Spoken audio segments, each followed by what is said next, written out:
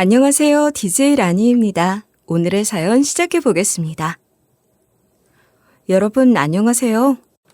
이렇게 얼굴도 보지 못하고 글로써 인사를 하려고 하니 어색하네요. 사실 저는 인터넷 커뮤니티 활동 같은 것도 거의 안 해서 이런 것이 더 어색한 것 같아요. 저는 30대 중반이고요.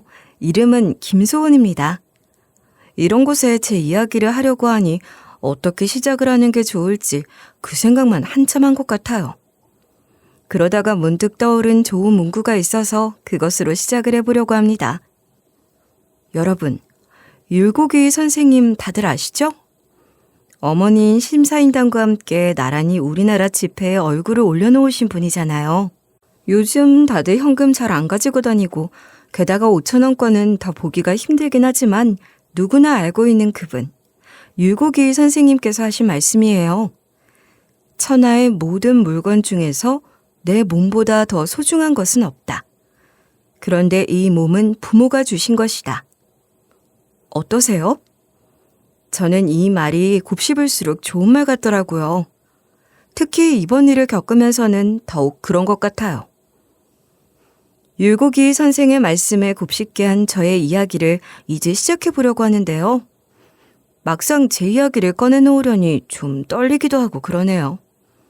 그렇지만 시작이 반이라면서요? 시작은 한 것이니 반은 왔다 생각하면서 편한 마음으로 이야기해 볼게요. 저는 적당한 나이에 시집 잘 간다는 소리를 들으면서 결혼했어요. 남들한테 시집 잘 간다는 소리를 듣는 조건이라는 게 뭐 다 비슷하잖아요.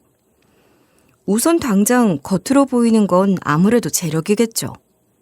제 경우도 그랬어요. 시댁이 부자였거든요. 땅이나 건물 같은 부동산이 기본적으로 좀 있는 데다가 투자를 잘해서 재미 본 집안이었답니다. 남편은 그런 집안의 장남이었으니 주변에서 다들 시집 잘 가는 거라고 했었죠. 그런데 그런 말들은 반은 맞고 반은 틀린 말이라고 해야 할 것 같아요. 시댁 재산이 많은 건 사실이지만 사실 남편이 그다지 능력이 있다거나 그런 사람이라고 할 수는 없을 것 같거든요. 남편은 사업하겠다고 시부모한테 투자를 여러 차례 받았는데 투자받는 족족 말아먹은 거예요. 그러니 남편에 대한 시부의 신뢰도는 그야말로 바닥으로 떨어졌고요. 저희 남편이 심성이 나쁘거나 그런 건 아닌데 제가 봐도 조금 골 때리는 면이 있긴 해요. 대책 없이 너무 이상적이라고 해야 할까요? 사업이라는 게 그렇잖아요.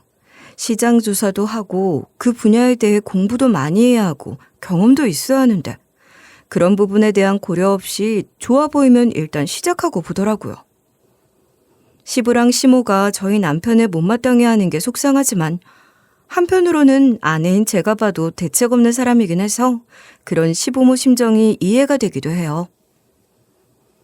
그렇긴 하지만 시댁에 갈 때마다 시부가 남편을 보며 혀를 차시며 핀잔을 주고 무시하는 건 저도 좀 그렇더라고요. 많이 속상했어요. 그러니까 잘 알지도 못하면서 무슨 사업을 하겠다고 설쳐서 돈만 날려먹었냐고. 둘째 봐라. 착실하게 공부 잘해서 좋은 성적으로 졸업하고 좋은 직장 들어가서 지 역할 얼마나 잘해내고 있느냔 말이야. 넌 형이 돼서 네 동생 보기 부끄럽지도 않아? 돈이야 갖고 있는 부동산 잘 관리하고 나한테 투자 요령이나 좀 배우고 그러면서 차차 불려가면 되는 건데 사업이 뭐 아무나 하면 되는 건 줄 알아? 괜히 설쳐대면서 날려먹은 돈으로 부동산 투자를 했어봐라. 그 돈 아까운 거 생각하면 내가 아직도 잠이 다 안 와. 그렇게 남편을 못 잡아먹어 안달이셨다니까요. 어떻게 보면 시부는 거의 습관적으로 남편한테 그러시는 것 같았어요. 하긴 어렸을 때부터 시댁에서는 서방님이 사랑을 더 많이 받고 자랐다고 하더라고요. 한 번은 제가 시부에게 구박받는 남편을 보며 속이 너무 상해서 볼멘 소리를 좀 했더니 남편은 작정하고 자기 옛날 얘기를 해주더라고요. 둘째 걔는 어렸을 때부터 공부를 잘해서 엄마 아버지가 엄청 자랑스러워하셨지. 성격도 차분하고 집에서나 학교에서나 어른 말씀 잘 듣는 전형적인 모범생 스타일이었거든. 그래, 뭐 그런 모범생 스타일이 효자 소리 듣긴 하지. 당신은 모범생 스타일이랑은 좀 거리가 멀다고 해야겠지만 대신 성격도 좋고 사교적이잖아. 어렸을 때부터 친구 많았지. 그리고 당신도 반장 같은 건 많이 했다며. 그럼 내 주변엔 늘 친구들이 많았지. 말해 뭐해. 사실 반장도 거의 인기 투표로 된 거야. 성적도 뭐 그냥저냥 그저 그랬지만 내가 리더십은 좀 있잖아. 운동도 잘하고 그랬으니까 친구들 사이에서 늘 인기는 많았지. 근데 그렇게 반장 되면 뭐해. 나 반장 됐다고 해도 엄마 아버진 별로 좋아하지도 않으셨어. 반장 된 나보다 공부 잘하는 둘째 아들을 더 자랑스러워 하시더라고. 너무해. 그래도 반장까지 됐는데 별로 좋아해 주지도 않으셨어? 어머님 아버님은 공부 잘하는 게 정말 좋으셨나 보다. 어려서부터 그렇게 공부를 잘했다는 서방님이 박사학위까지 따고 유명한 제약회사 연구원으로 고액연봉 받으면서 일하고 있으니 여전히 자랑스러운 아들이겠지. 게다가 서방님이 결혼도 잘했잖아. 어머님 아버님께서 원하시는 좋은 집안에 잘나가는 며느리를 보게 해드렸으니 얼마나 좋으셨겠어. 동서도 좋은 대학 나왔다 그러지 않았어? 반면에 당신은 어릴 때부터 공부도 열심히 안 하고 친구들이랑 몰려다니면서 놀기나 하더니 커서는 사업해서 말아먹고 결혼도 지가 좋아하는 여자랑 하겠다면서 부득부득 우겨서 평범한 집안에서 태어난 나 같은 애랑 했으니 하나부터 열까지 다 마음에 안 들어 하실 수밖에 없었겠네. 당신 그렇게 미움받는데 나도 일조한 것 같아. 당신한텐 정말 미안한 얘기지만 뭐 당신도 아는 얘기니까 그냥 편하게 할게. 처음에 결혼할 여자라고 당신 얘기를 했을 때 진짜 반대를 많이 하셨어. 알지, 알아. 내가 미인대회 출신이라는 걸 그렇게 싫어하셨다고 했잖아. 그건 나중에 어머님도 나한테 직접 말씀하신 적도 있어. 아니, 내가 미스 코리아나 뭐 그런 대단한 대회에 나갔던 것도 아니고 진짜 작은 지역 미인대회였는데 그게 그렇게 싫으셨대? 옛날처럼 미인대회 같은 게 인기가 많고 그런 것도 아니고 당신도 알다시피 나는 원래 그런데 여자들 꾸미고 나와서 평가받고 그러는 거 별로 좋아하지도 않잖아. 그건 정말 친구들끼리 추억 만들기 같은 거 하면서 친구 버킷리스트 만들어주느라 몇몇이서 다 같이 나갔던 거라고. 나한텐 그게 정말 재밌었던 좋은 추억으로 남아있기 때문에 당신한테도 얘기해주고 그랬던 거란 말이야. 그걸 그렇게 싫어하실 줄 알았으면 아예 아무 말씀도 드리지 말 걸 그랬어. 그러니까 말이야. 나도 그런 말씀 괜히 드렸다고 얼마나 후회했는지 몰라. 난 그냥 예쁜 사람이라고 자랑하려고 했던 것뿐이었거든. 작은 지역 대회라고는 해도 우승을 한 거 아니야. 그건 쉬운 게 아니지. 그래서 좋은 마음으로 말씀드렸던 거란 말이지. 그래, 뭐. 내 입으로 이런 말하긴 좀 그렇지만 내가 어디 가도 예쁘다 소리는 많이 듣는 편이지. 객관적으로 괜찮은 편에 속하는 외모라고 생각해. 사실 뭐 당신도 처음엔 내 외모 보고 첫눈에 반했다며 엄청 따라다녔던 거 아니냔 말이야. 아, 그랬었지. 그걸 엄마 아버지가 그렇게 싫어하실 줄은 정말 몰랐어. 미스코리아 같은 것도 아니고 이상한 그런 미인대회 출신들이 뻔하다 그러시면서 당신을 돈 좀 있어 보이는 남자 물어서 돈이나 펑펑 쓰려고 하는 허영덩어리 취급을 하시는데 정말 못 참겠더라고. 그때 내가 반항 많이 했다 정말. 당신이 그렇게 미운 털 박혀가며 반항한 덕분에 지금 우리가 이렇게 같이 살고 있는 거지 뭐. 그리고 어머님 아버님도 내가 그런 애가 아니라는 걸 결혼 후 겪어보시면서 알게 되셨잖아. 그럼 됐지 뭐. 하긴 그렇다고 나를 마음에 들어 하셨던 것도 아니지 뭐. 어머님 아버님 눈에 난 볼품없는 집안에 학벌이며 직업 뭐 하나 내세울 거 하나 없이 반반한 얼굴 하나로 당신 홀려낸 불려우일 거야. 아마 영원히 그럴걸? 그렇지만 뭐 시부모를 모시고 산 것도 아니고 어쩌다 한 번씩 시댁 행사를 다녀올 때면 스트레스를 엄청 받긴 했지만 남편도 저묻지 않게 스트레스를 받았으니 서로 위안도 되고 뭐 그렇게 잘 지냈던 것 같아요. 친구들 얘기 들어보면 시댁 다녀와서 남편이랑 싸우는 게 남편이 자기 편을 들어줬네, 안 들어줬네 하면서 싸우는 거더라고요. 그런 것 때문에 더 서운하고 화나서 싸운다고 말이에요. 적어도 저는 그런 스트레스는 없었던 거죠. 그렇게 아들도 하나 낳고 때로는 알콩달콩, 때로는 티격태격 평범하게 살았던 것 같아요.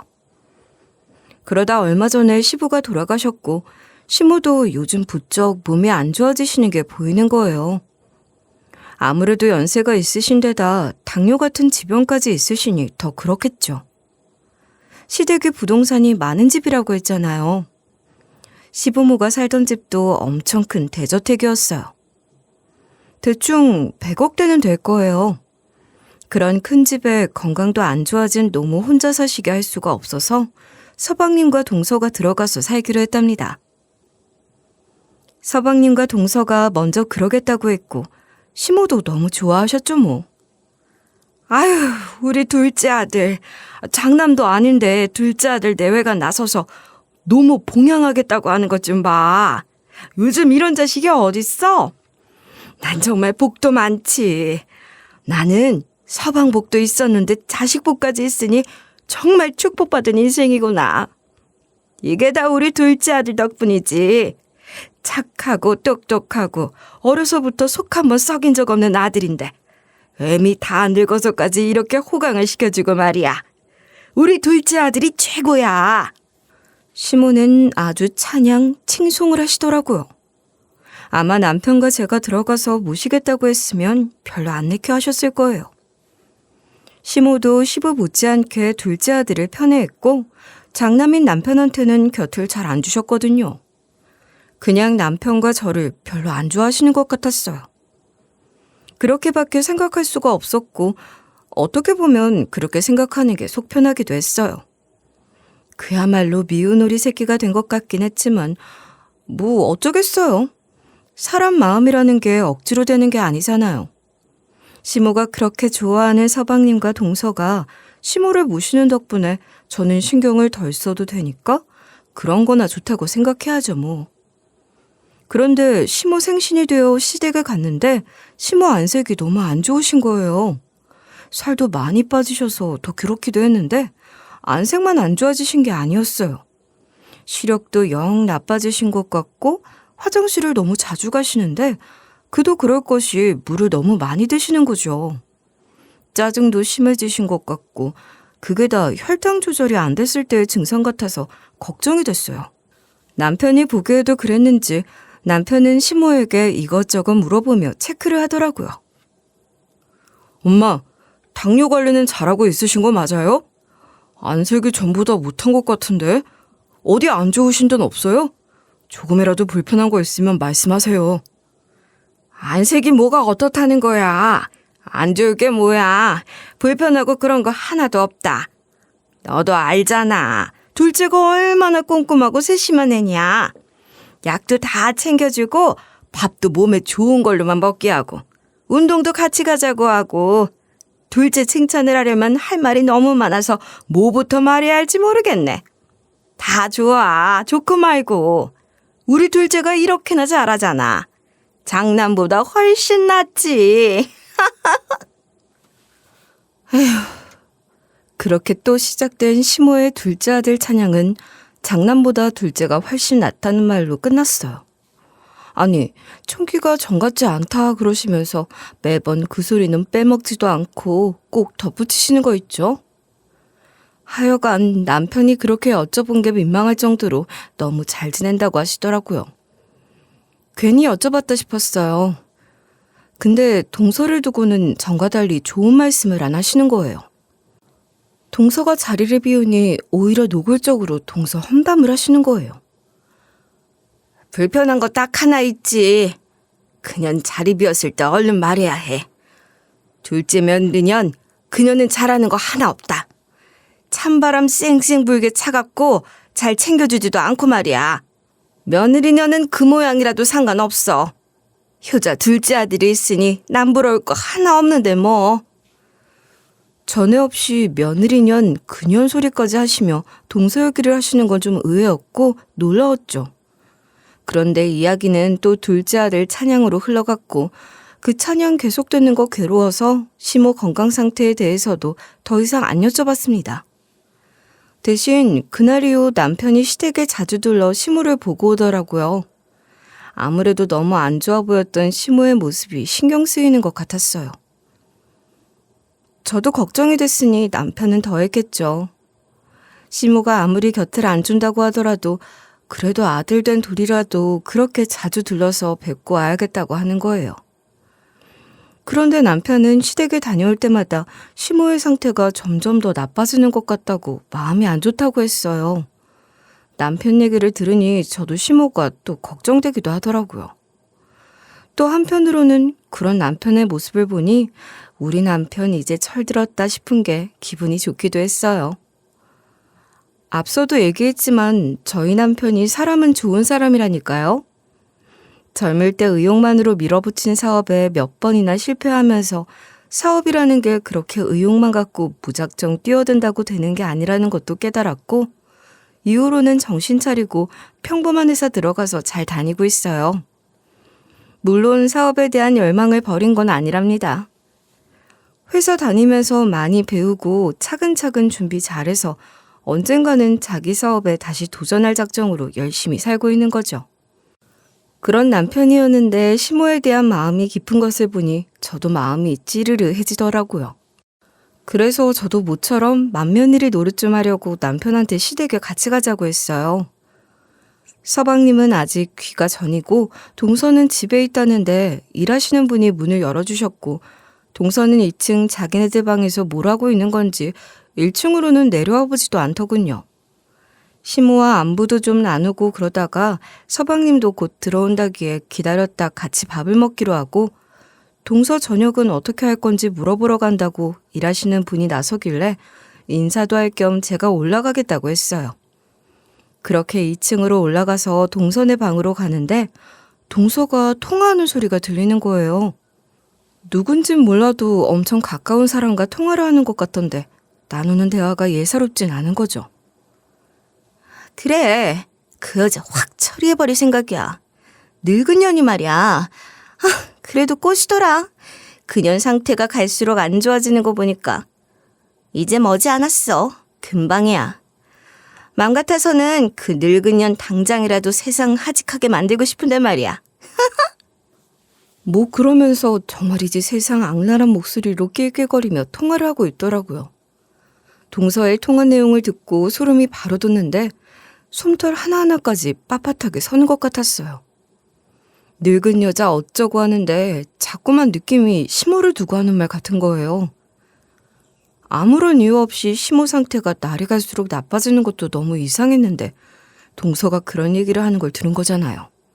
상황이 너무 딱 맞아떨어지는 거 아니냐고요. 그런 생각에 너무 무섭기도 하고 어떻게 해야 할지 몰라서 일단 다시 1층으로 내려오는데 다리가 후들거려서 혼났다니까요. 난간에 붙잡고 겨우 내려왔어요. 그리고 남편을 따로 불러서 방금 내가 들은 것에 대해서 말했습니다. 남편 생각도 저랑 비슷했어요. 도저히 그냥 넘어갈 일이 아니라는 거죠. 사실 누가 들어도 충분히 동서가 의심스러운 상황이잖아요. 정말 이상해. 아니, 재수 씨가 그런 말을 할 일이 뭐가 있겠어. 게다가 엄마가 한 말 중에 이상한 게 있단 말이야. 왜? 무슨 얘긴데? 동서가 쌀쌀맞게 군다는 거? 찬바람 쌩쌩 불면서 어머님한테 무슨 해코지 같은 거라도 했대? 재수 씨가 아주 가끔 엄마 드실 음식을 챙겨줄 때가 있는데 이상하게 재수 씨가 챙겨주는 음식을 먹으면 속이 더부룩하고 소화가 잘 안 된다고 하셨거든. 그땐 재수 씨가 엄마 마음에 안 드니까 괜히 엄마 기분 탓에 그런 거라고 하면서 연세가 있으시니까 당연히 소화 능력도 떨어지고 그런 거 아니냐 그렇게 대수롭지 않게 여기고 넘겼는데 당신 얘기를 들으니 그런 것들이 다 예사로 들리지 않아. 분명히 무슨 일이 일어나고 있는 거야. 안 되겠어. 일단 엄마한테 말씀드리자. 남편의 얘기를 들은 시모는 아주 난리가 나셨죠. 뭐? 내 그년 그게 그럴 줄 알았어. 그년이 나 죽을 날만 기다리고 있는 것도 모자라서 빨리 보내버리려고 별짓을 다 꾸미고 있는 게 틀림없다. 그년 그걸 내가 어떻게 잡아 족치지? 당장 끌고 내려와서 머리끄덩이라도 잡을까? 그냥 그걸 어떻게 하면 좋겠니? 엄마, 일단 목소리 낮추고 흥분하지 마세요. 진정하시라고요. 괜히 엄마 몸만 상해. 이런다고 해결되는 것도 아니고 말이에요. 일단 확실한 증거를 잡아야 돼요. 그래야 족을 치든 뭘 하든 할 거 아니야. 네, 어머님. 이 사람 말이 맞아요. 당장은 아무 증거도 없고 제가 엿들은 내용들로 몰아세워봤자 아니라고 하면 그만이잖아요. 그러니까 우선 증거를 잡는 게 중요할 것 같아요. 그래, 엄마. 그러니까 증거 잡기 전까진 일단 둘째한테도 비밀로 하는 게 좋겠어. 아무리 엄마 일이라지만 그래도 부부지간이잖아. 혹시라도 둘째가 재수 씨를 감싼다거나 재수 씨 새치어에 넘어갈 수도 있으니까 걔 모르게 우리끼리 하는 게 낫겠어. 예, 아무리 그래도 둘째한테도 얘기를 해야지. 걔가 세상에서 제일 든든한 내 편인데. 그리고 지 마누라가 무슨 짓을 꾸미는지 걔도 알아야 할 거 아니야. 어머님, 서방님께도 확실한 증거를 갖고 알리는 게 좋을 것 같아요. 제가 동서가 통화하는 걸 들은 것만으로는 어떤 것도 입증할 수 없어요. 섣불리 동서한테 먼저 터뜨렸다간 누명 씌운다며 오히려 저한테 난리칠 수도 있잖아요. 동서가 그렇게 발뺌하면 서방님도 팔이 안으로 굽는다고 동서가 누명을 쓰고 모함을 당하고 있는 거라고 생각할 것 같기도 해요. 동서가 발뺌할 수도 없고 서방님이 동서 편을 들 수도 없게 반박할 수 없는 확실한 증거를 찾아내야 해요. 우선 그게 제일 중요한 것 같아요. 맞아. 그러니까 둘째한테도 절대 말하지 말아요. 정황상 의심된다는 것만 가지고 입증할 수 있는 건 아무것도 없다고요. 이 사람이 들은 내용으로 보면 재수 씨, 아니 그 여자가 무슨 짓을 꾸미고 있는 게 분명하고 이미 어느 정도는 일이 진행되고 있는 거야. 그 여자가 벌써 엄마한테 어떤 해코지를 하고 있는 거라고. 그러니까 그 여자가 엄마한테 무슨 짓을 저지르고 있는지 그것부터 알아내야 해. 확실한 증거도 확보해야 하고 말이야. 그렇게 철저하게 준비한 다음에 둘째한테도 얘기하자고. 남편과 제가 강경하게 말씀을 드렸더니 시모도 결국에는 납득을 하셨고 그럴만하고 동의를 하시더라고요. 그렇게 한창 작전을 짜고 있을 때 마침 서방님이 집에 왔고 시모가 작전을 개시했죠. 예, 둘째야. 내가 요즘 너무 집에만 있었는지 속이 갑갑하고 힘들어. 어디 당일치기로라도 가까운 데 여행이나 다녀오면 어떻겠니? 근교에 스파 시설 잘 되어 있는 리조트가 어디 있다고 하던데 리처도 스파 받는 거 좋아하잖아. 셋이 같이 다녀오자. 어떠니? 모처럼 바깥바람도 쐬고 맛있는 것도 먹고 말이야. 엄마가 다 쏠 테니까 가는 걸로 해. 응? 시모는 그렇게 서방님을 졸라서 시모와 서방님, 동서까지 모두 근교 리조트로 당일치기 여행을 갔고 시댁님 봐주는 분들도 휴가를 드렸어요. 그리고 저와 남편은 텅 빈 시댁에서 다음 작전을 이어가기로 했죠. 집안에 초소형 카메라를 설치하기로 한 거예요. 시모가 먹는 것에 문제가 있다고 생각하고 있었기 때문에 주방에 그런 카메라를 설치하기로 했어요. 좀 찾아보니까 볼펜처럼 생긴 카메라가 있더라고요. 그래서 그걸 사용하기로 했어요. 여보, 이거 봐. 이런 게 다 있네? 모르고 그냥 보면 완전 볼펜이야. 근데 이게 카메라래. 신기하지 않아? 그래? 그런 게 다 있어? 하여간 별의별 게 다 있구만. 주방에 그걸 설치하자는 거지? 응. 어머님 댁 냉장고에 보면 메모지랑 필기도구가 항상 붙어있단 말이야. 그러니까 볼펜 하나 더 추가된다고 해서 그걸 눈여겨볼 사람은 아무도 없을 거야. 게다가 이거 진짜로 볼펜으로 써도 돼. 볼펜 기능도 있으니까 더더욱 의심받을 일은 없어. 그거 괜찮네. 냉장고에 카메라를 설치하면 주방에서 음식을 준비하는 모습을 다 담을 수 있는 각도가 나올 것 같긴 해. 좋은데? 근데 그거 볼펜 모양이면 무선 카메라인 거지? 배터리 한번 완충하면 얼마나 가는 거야? 그게 문제인데 최대로 충전해도 3시간 정도밖에 녹화가 안 된다네. 대신 평상시에는 꺼져 있다가 움직임이 감지됐을 때 녹화를 하면서 시작하는 기능이 있어. 그리고 녹화가 시작되면 원격 앱에 알림이 와서 촬영되는 장면을 실시간으로 확인할 수도 있는 거고 말이야. 사실 실제로 불펜 기능이 있는 거고 잘 표시가 나지도 않으니까 서방님이나 동서가 있을 때 슬쩍 붙여놔도 되는 거였지만 제대로 촬영이 잘 되는지, 화각이 잘 나오는지, 앱으로 원격 조정이 잘 되는지 그런 것들을 확인해야 했어요. 그래서 시모랑 동서네가 집을 비우도록 했고 그 사이 남편과 제가 그런 부분을 다 체크한 거였죠. 그렇게 설치를 해놓은 후 앱에 알람이 울리기를 기다렸는데 여행에서 돌아온 그날 밤에 바로 알람이 울리더라고요. 촬영이 시작된 후 실시간으로 영상을 보던 남편과 저는 말할 수 없는 충격에 휩싸였습니다. 한밤중에 알람이 울리게 한 사람은 동서가 아니라 서방님이에요. 서방님은 주방에서 시모의 당뇨약을 다른 약과 바꿔치기를 하고 있었죠. 그래서 남편과 저는 바로 다음 날 시모를 모시고 서방님이 바꿔치기한 약을 갖고 병원에 가서 당뇨 환자가 이 약을 먹고 있는데 이게 정확히 무슨 약인지 알고 싶다고 했습니다. 그랬더니 의사가 놀라면서 묻더라고요. 이 약을 당뇨 환자가 먹었다고요? 이 약이 맞나요? 아니, 당뇨 환자란 분이 현재 약물 치료나 뭐 그런 치료를 받으실 정도로 당뇨가 진행된 분이 맞아요? 그럴 리가 없어요. 그렇게 놀라며 저희를 향해 되묻는 의사를 보면서 뭔가가 잘못됐구나 싶었죠. 그 약은 글루코사민이라는 영양제였는데 연골 조직 형성에 좋아서 무릎 관절염 증상에 효과적인 것으로 노인들이 많이 복용하는 약이라고 해요.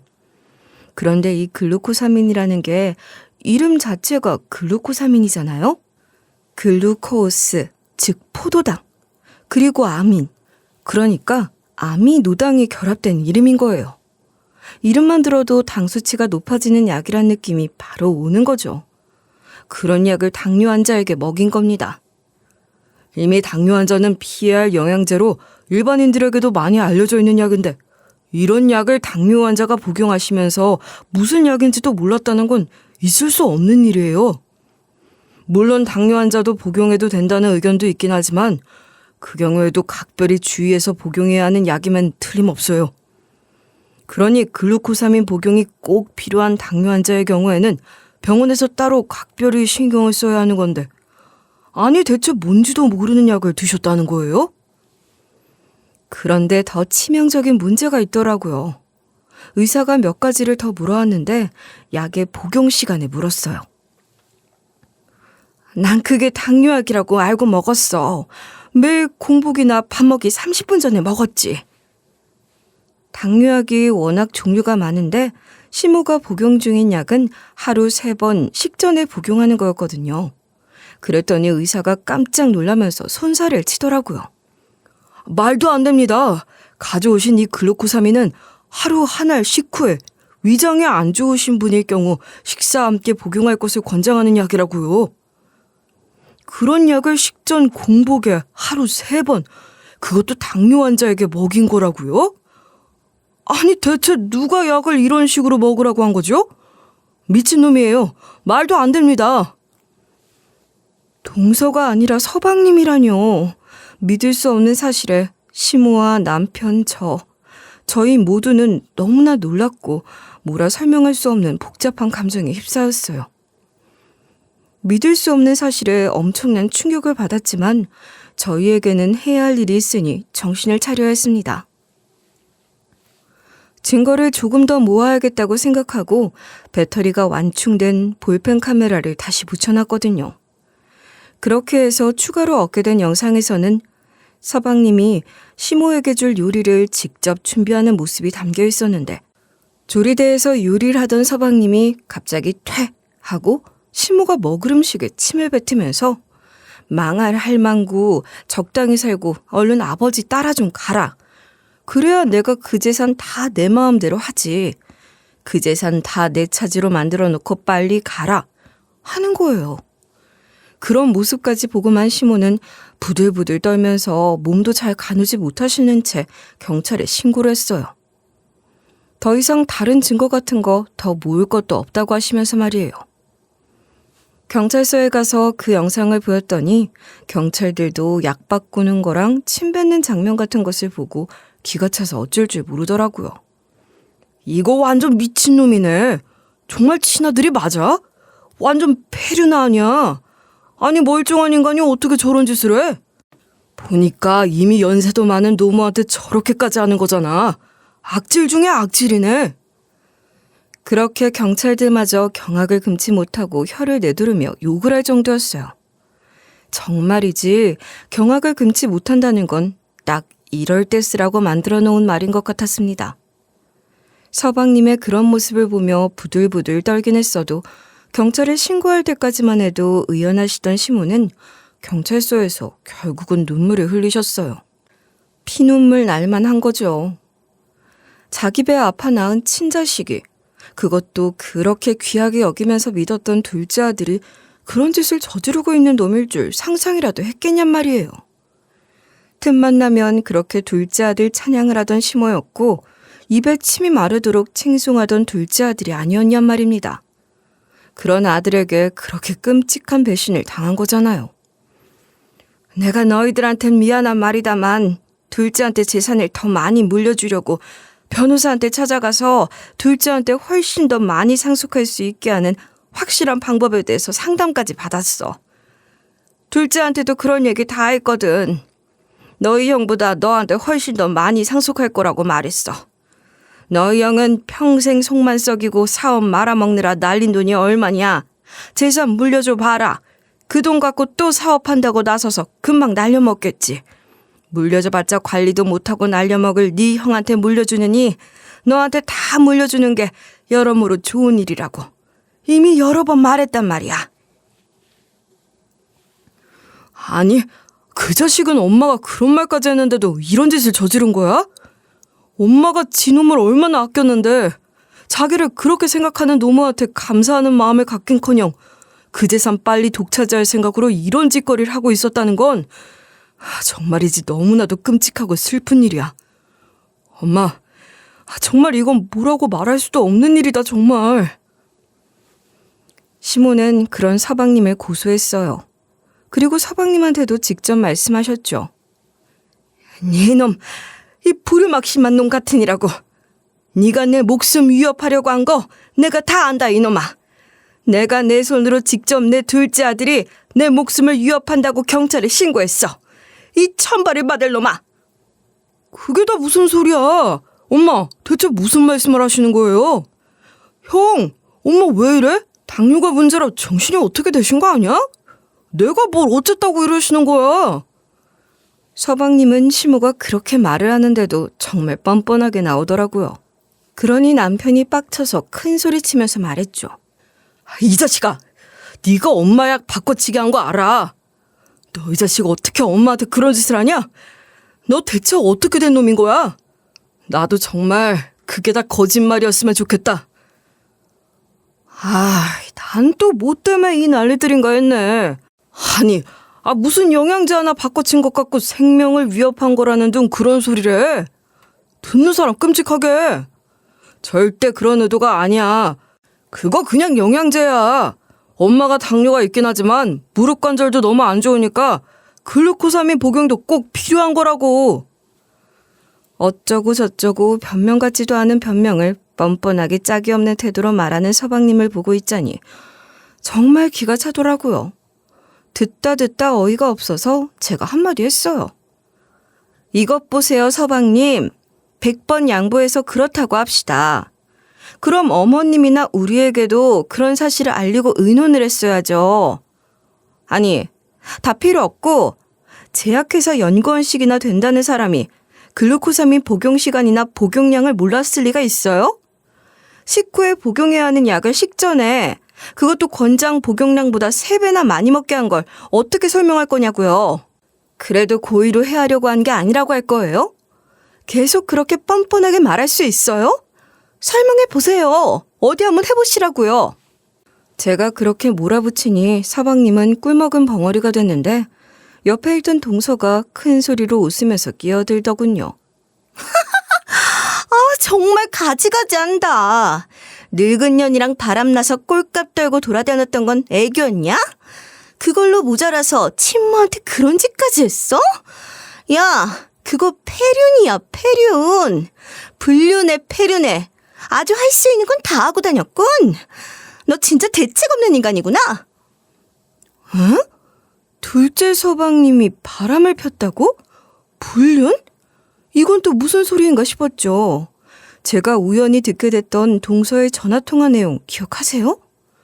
그때 동서가 누군가와 통화를 하면서 늙은 년 세상 하직하게 만들고 싶다 이렇게 말했던 거 말이에요. 그게 시모가 아니라 서방님과 바람난 내연녀를 말하는 거였더라고요. 글쎄. 동서, 바람이라니? 불륜이라니? 그게 다 무슨 소리야? 서방님이 바람을 피우고 있었단 말이야? 네, 전 이미 한참 전부터 알고 있었어요. 같은 제약회사에 다니는 여자고 저 인간보다 5살이나 많은 연상이라고요. 나 참 기가 막혀서. 어리고 이쁜 년도 아니고 나보다 한참 못생기고 나이도 많은 늙은 년이랑 바람이 났다는 걸 알고 얼마나 자존심이 상했는지 아세요? 형님은 짐작할 수 있으시죠? 전 정말 그때 죽고 싶었어요. 아니 동서, 그래 정말 화나고 속상했을 거야. 어떻게 이런 일이. 근데 왜 당장 말하지 않았어? 왜 다 알고 있으면서 그렇게 바람 피우고 다니는 서방님을 봐주고 있었던 거야? 제가 뭐 마음이 좋아서 저 인간 봐주고 있었던 거라고 생각하세요? 천만에요. 저 인간한테 그럴 만큼의 애정도 없어요. 마음 같아선 당장 다 밝히고 뒤집고 싶었죠. 당장 증거 수습하고 이혼 소송, 상간녀 소송 다 진행하려고 하다가 최대한 저한테 유리한 조건으로 만들려고 지켜보는 중이었다고요. 동서가 정확하게 말은 안 했지만 제 생각에는 동서 그년도 유산 생각을 안 했을 리가 없어요. 이혼 안 하고 있으면 물려받는 재산이 얼만데 그걸 눈앞에서 놓치긴 아까웠을 거 아니겠어요? 이혼은 언제라도 할 수 있는 거니까 이리저리 계산기 두드리고 있었겠죠. 그렇다고 가만히 앉아있을 동서가 아니잖아요. 그런 동서의 시커먼 속내와 빤한 계산이 다 보였지만 뭐 굳이 내색하진 않았어요. 그랬구나. 세상에. 동서 혼자서 어디 말도 못하고 얼마나 힘들었니. 마음고생 많았을 거야. 고생했어. 천만에요. 그렇다고 제가 그 꼴 보면서 가만히 있었겠어요? 바로 그 내연녀 뒷조사 들어가고 흠잡을 건 없는지 탈탈 털었다고요. 그랬더니 아이고야. 그 내연녀가 리베이트를 이용해서 회사 몰래 뒷돈을 털어먹은 정황이 포착된 거예요. 그래서 따질 것도 없이 친정 부모님께 말씀드리고 도움을 받았죠. 저희 부모님도 이미 사실 다 알고 이를 갈고 계신다고요.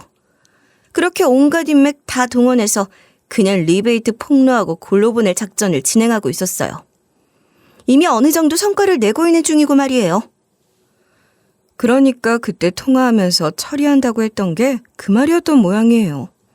동서도 한가닥 한다는 집안 딸이니 어지간히 알아서 잘했겠어요. 시모는 친아들인 서방님이 자신의 목숨을 위협하고 폐륜적인 말과 행동을 한 것에 대한 증거를 바탕으로 서방님을 고소했고 당연히 그런 아들에게는 한 푼도 상속하지 않는다고 유언장도 수정했습니다. 저는 법적인 부분을 잘 몰라서 시모 변호사 이야기를 듣고도 완전히 다 이해하진 못했지만 무슨 존속죄 같은 걸로 서방님을 고소할 예정이라고 하더라고요. 만약 고소를 통해 서방님이 고의적이고 계획적으로 시모의 생명과 직결되는 위협을 했다는 것이 다 인정되면 자연스럽게 상속 자격도 박탈할 수 있다고 하더라고요. 그래야 서방님이 나중에 억울하다며 유리분 청구 소송 같은 것을 하더라도 그런 서방님이 받을 수 있는 유산은 한 푼도 얻게 될 거란 얘기죠. 서방님은 지금도 시모에게 억울함을 호소하며 그런 게 아니라고 변명을 하고 있지만 다 말 같지도 않은 개소리에 불과한 거예요. 그 누구도 서방님의 말을 귀담아 들어주지 않아요. 당연한 거죠. 서방님이 상속받을 재산이 전혀 없는 상황이 되니 동서도 그런 서방님과 계속 살 이유가 없어진 거 아니겠어요? 그러니 이혼을 미룰 이유도 없어진 거고요. 동서는 바로 이혼 소송을 시작했고 서방님은 동서한테 위자료며 재산 분할로 뜯길 돈도 만만치 않을 거라고 해요. 상간녀 소송도 뭐 당연했겠죠.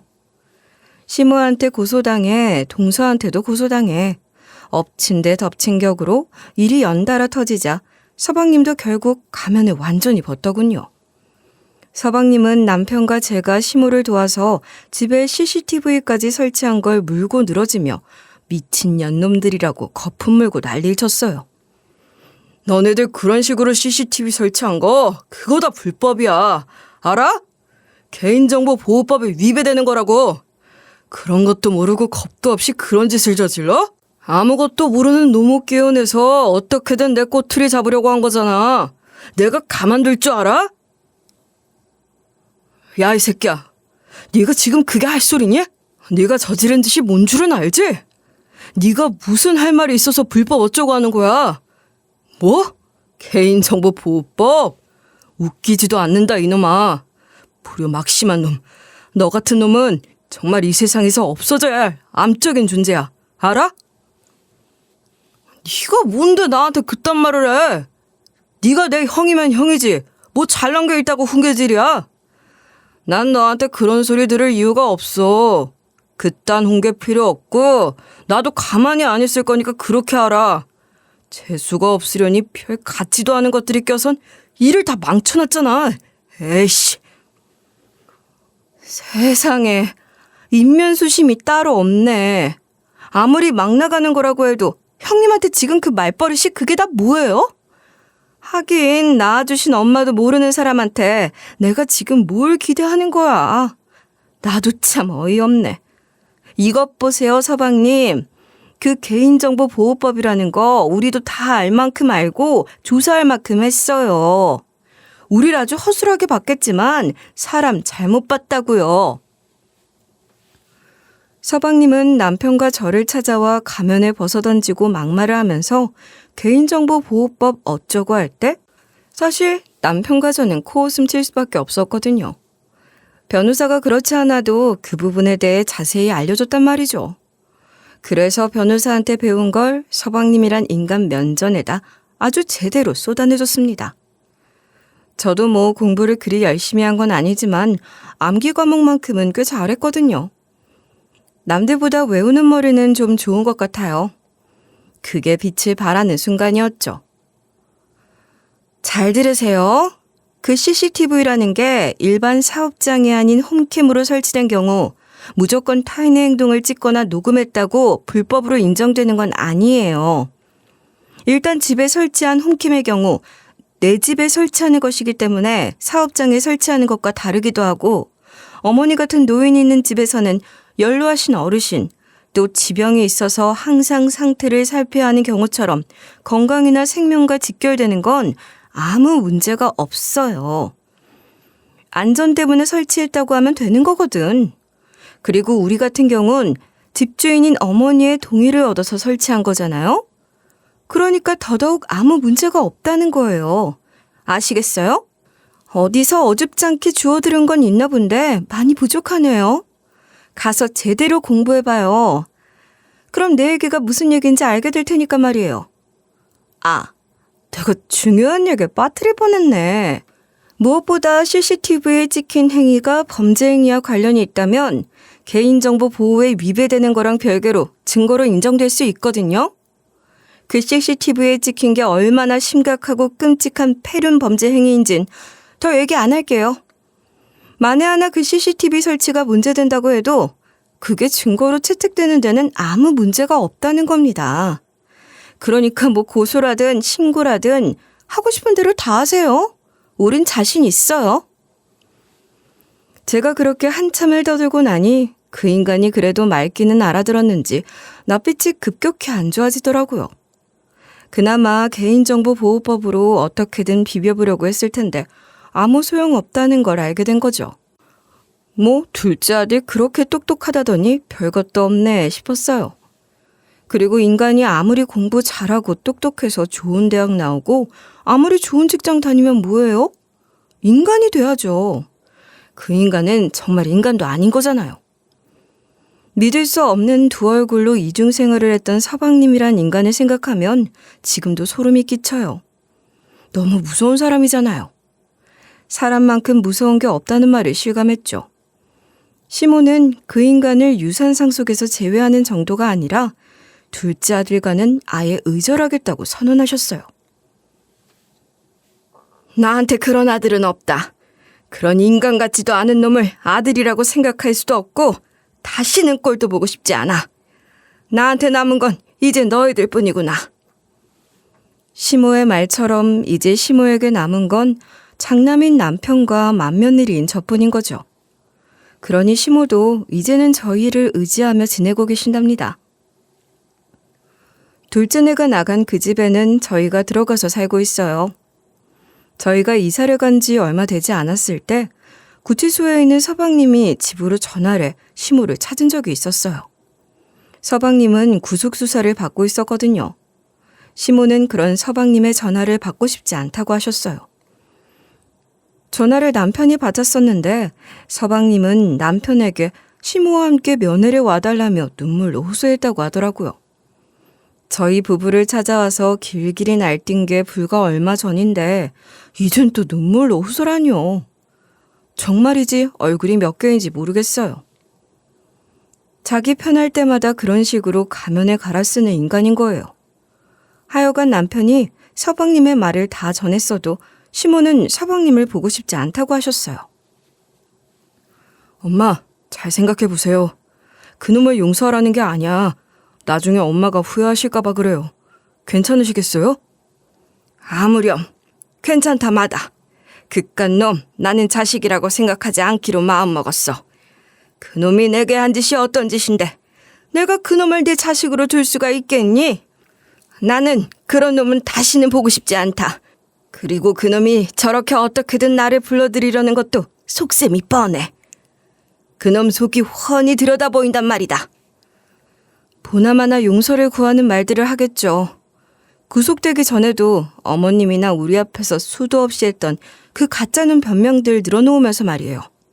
불쌍한 척도 하겠죠. 이제 꼼짝없이 벌 받는구나 싶으니까 겁도 나고 어떻게든 형량 낮춰볼 생각으로 그러는 거 아니겠어요? 변호사님한테 들으니까 판사님한테 반성문을 그렇게 열심히 쓴대요. 변호사님이 보기엔 다 말 같지도 않은 말들이라고 하시지만 말이에요. 그놈은 그렇게 불쌍한 척하며 온갖 얘기들 하면 내 마음을 돌릴 수 있을 거라고 생각하는 거야. 난 그걸 정말 참을 수가 없구나. 나나 너희 아버지가 그놈을 예뻐하며 키우긴 했어도 그렇게 사리분간 못하는 망나니가 되도록 한 건 아니야. 너희 아버지가 오죽엄하셨니? 칭찬을 그렇게 했지만 그만큼 야단을 치기도 했어. 엄마, 그런 생각하지 마세요. 아무도 엄마 아버지가 그놈 잘못 키워서 그렇게 된 거라고 생각 안 해. 엄마 탓이 아니라고. 그런 거면 같은 부모 밑에서 자란 나도 그놈처럼 개차반으로 자랐어야 하는 거 아니야? 그놈 나이가 몇인데 부모 탓을 해요. 그런 생각하면서 괜히 엄마 마음 상할 것도 없다는 거야. 맞아요, 어머님. 서방님이 그런 짓까지 저지른 건 어떤 걸로도 정당할 수 없어요. 그건 정말 끔찍한 범죄고 그건 서방님 스스로 자초한 거죠. 어머님께서 그렇게 귀하게 여기며 이미 유산 얘기까지 다 하면서 마음을 보여주셨는데 그런 어머님께 어떻게 그런 짓을 저지를 수가 있어요? 정말 인간도 아니에요. 난 너희들 덕분에 산 거야. 너희들이 없었으면 언제 저 세상 갔을지 몰라. 그동안 서운했던 것도 많겠지만 이제라도 잘 지내보자. 내가 살아야 얼마를 더 살겠니? 남은 시간 동안 정 쌓고 살면 좋겠어. 시모는 용돈이란 명목으로 매달 경제적 지원도 두둑이해주고 계세요. 다만 시모가 워낙 오랫동안 남편을 못 믿어했으니 이런 상황이라고 해서 남편에게 전 재산을 상속하는 것은 안 된다는 생각을 고수하신답니다. 사업을 그렇게 여러 번 실패하면서 재산을 날려먹은 전적이 있으니 남편도 할 말이 없긴 없는 거죠 뭐. 대신 저희 아들에게 상속이 되도록 하실 거라면서 제게 남편 또 헛짓 못하게 하고 항상 살피고 관리 잘하라고 하시네요. 돈이야 풍족하면 좋은 거지만 저나 남편이나 시모 유산 바라며 시모한테 잘하려고 했던 게 아니고 미혼오리 새끼 취급을 당하면서도 자식된 도리를 다하려고 했던 거였으니 상속을 그렇게 하시는 것을 서운하게 생각진 않아요. 그동안 많이 망가진 시모의 건강이 얼른 회복되길 바라는 마음뿐이고 시모가 살아계시는 동안 시모 말씀처럼 그간 쌓지 못했던 정을 쌓아가고 싶어요. 참고로 곧 재판을 앞두고 있는데 결과가 잘 나와서 서방님, 아니 그 페르나 놈이 제대로 참교육당하기 바라는 마음입니다. 제 이야기를 끝까지 들어주신 고마운 여러분, 그 인간이 꼭 제대로 된 벌을 받을 수 있게 응원해주세요. 그리고 부모님 은혜를 한 번 더 생각하는 뜻깊은 하루 보내시길 바랄게요. 감사합니다.